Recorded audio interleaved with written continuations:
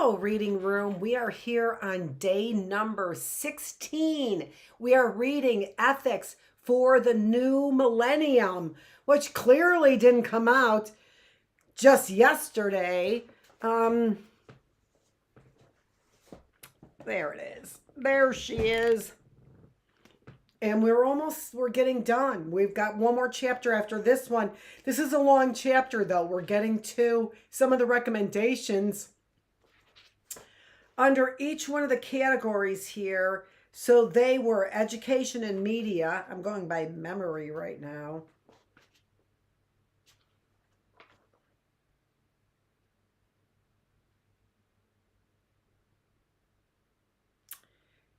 Our natural environment, politics and economics, peace and disarmament, and interreligious harmony. We've read education and the media and our natural environment.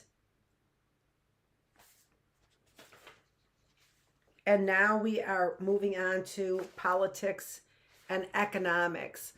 So that you know, we are here on day 162 of the classroom. This is the reading room, and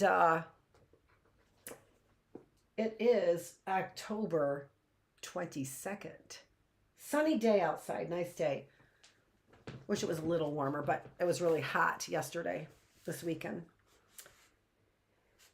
Politics and economics. We all dream of a kinder, happier world, but if we wish to make it a reality, we have to ensure that compassion inspires all our actions. This is especially true with regard to our political and economic policies. Given that probably half the world's population lacks the basic necessities of adequate food, shelter, medical care, and education, I believe we need to question whether we are really pursuing the wisest course in this regard.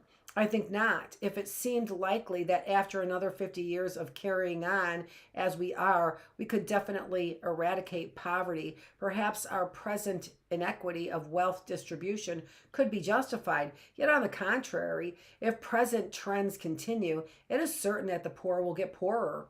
Our basic sense of fairness and justice alone suggests that we should not be content to let this happen.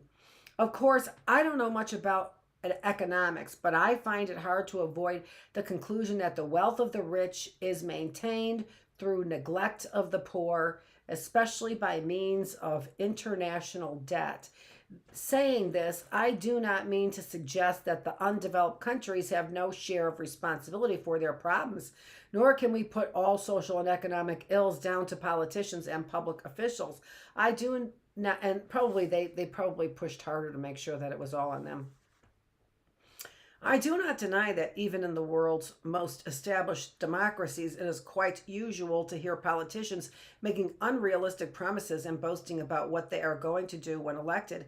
But these people do not drop out of the sky. So if it is true that a given country's politicians are corrupt, we tend to find that the society is itself lacking in morality, and that the individuals who make up the population do not lead ethical lives. In such cases, it is not entirely fair for the electorate to criticize its politicians. On the other hand, when people possess healthy values and where they practice ethical discipline in their own lives, out of concern for others, the public officials produced by that society will quite naturally respect those same values. Each of us, therefore, has a role to play in creating a society in which respect and care for others based on empathy are given top priority. So far, the application of economic policy is concerned, the same considerations apply here as to every human activity. A sense of universal responsibility is crucial. I must admit, however, that I find it a bit difficult to make practical suggestions about the application of spiritual values in the field of commerce. This is because competition has such an important role to play. For this reason, the relationship between empathy and profit is necessarily a fragile one. Still, I do not see why it should not be possible to have constructive competition. The key factor is the motivation of those engaged in it. When the intention is to exploit or destroy others, then clearly the outcome will not be positive. But when competition is conducted with the spirit of generosity and good intention, the outcome, although it must entail a degree of suffering for those who lose, will at least not be too harmful. Again, it may be objected that the reality of commerce is such that we cannot realistically expect business to put people before profits, and that's the corporate law. But here we must remember that those who run the world's industries and businesses are human beings too. Even the most hardened would surely admit that it is not right to seek profits regardless of consequences. If it were, dealing in drugs would not be wrong. So again, what is required is that each of us develops our compassionate nature. The more we do so, the more commercial enterprises will come to reflect basic human values. Conversely, if we ourselves neglect those values, it is inevitable that commerce will neglect them too. This is not just idealism. History shows that many of the positive developments in human society have occurred as a result of compassion. If we look at the evolution of human society, we see the necessity of having vision in order to bring about positive change. Ideals are the engine of progress.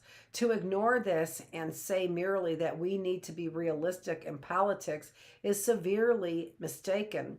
Consider, for example, the abolition of the slave trade. The problems of economic disparity pose a very serious challenge to the whole human family. Nevertheless, as we enter the new millennium, I believe there are a good number of reasons for optimism. During the early and middle years of the 20th century, there was a general perception that political and economic power was of more consequence than truth. But I believe that this is changing. Even the wealthiest and most powerful nations understand that there is no point in neglecting basic human values. Really? The notion that there is room for ethics in international relations is also gaining ground. Irrespective of whether it is translated into meaningful action, at least words like reconciliation, nonviolence, and compassion are becoming stock phrases among politicians. Not any longer. They got rid of those quickly. They heard this book. That is a useful development. Then, according to my own experience, I note that when I travel abroad, I am often asked to speak about peace and compassion to quite large audiences. Here in the United States recently, often in excess of 1,000. I doubt very much whether these topics would have attracted such numbers 40 or 50 years ago. Developments such as these indicate that collectively we humans are giving more weight to fundamental values such as justice and truth. I think not. We took a drastic turn. I also take comfort in the fact that the more the world economy evolves, the more explicitly interdependent it becomes. As a result, every nation is to a greater or lesser extent dependent on every other nation. The modern economy, like the environment, knows no boundaries. Even those countries openly hostile to one another must cooperate in their use of the world's resources. Often, for example, they will be dependent on the same rivers. And the more interdependent our economic relations, the more interdependent must our political relations become. Thus, we have witnessed the growth of the European Union from a small caucus of trading partners into something approaching a confederation of states with a membership now well into the double figures. We see similar, though presently less well-developed groupings throughout the world. The Association of Southeast Asian Nations, the Organization for African Unity, the Organization of Petroleum Exporting Countries, to name but three. Each of these testifies to the human impulse to join together for the common good and reflects the continuing evolution of human society. What began with relatively small tribal units has progressed through the foundation of city-states to nationhood and now to alliances comprising hundreds of millions of people, which increasingly transcend geographic, cultural, and ethnic divisions. This is a trend which I believe will and must continue. We cannot deny, however, that parallel to the proliferation of these political and economic alliances, there is also a clear urge toward greater consolidation along the lines of ethnicity, language, religion, and culture, often in the context of violence following loosening of the bonds of nation statehood. What are we to make of this seeming paradox? The trend towards transnational cooperative groupings on the one hand, and the impulse towards localization on the other. In fact, there need not necessarily be a contradiction between the two. We can still imagine regional communities united in trade, social policy, and security arrangements, yet consisting of a multiplicity of autonomous ethnic, cultural, religious, and other groupings. There could be a legal system protecting basic human rights common to the larger community, which left the constituent communities free to pursue their desired way of life. At the same time, it is important that the establishment of unions comes about voluntarily and on the basis of recognition that the interests of those concerned are better served through collaboration. They must not be imposed. Indeed, the challenge of the new millennium is surely to find ways to achieve international or better inter-community cooperation wherein human diversity is acknowledged and the rights of all are respected. Kind of like the Native Americans used to do. The next chapter is chapter 14, Peace and Disarmament. So that one got a whole chapter. All right, that's all we're going to read for today because we finished chapter 13 and we will start chapter 14 tomorrow on Wednesday, day number 163 in the classroom because we just finished, let's do it, 162 of the classroom and October 22nd, where we are giving you a healthier mind, a healthier body, a healthier spirit. Thanks for joining me here in the reading room where we're reading Ethics for a New Millennium.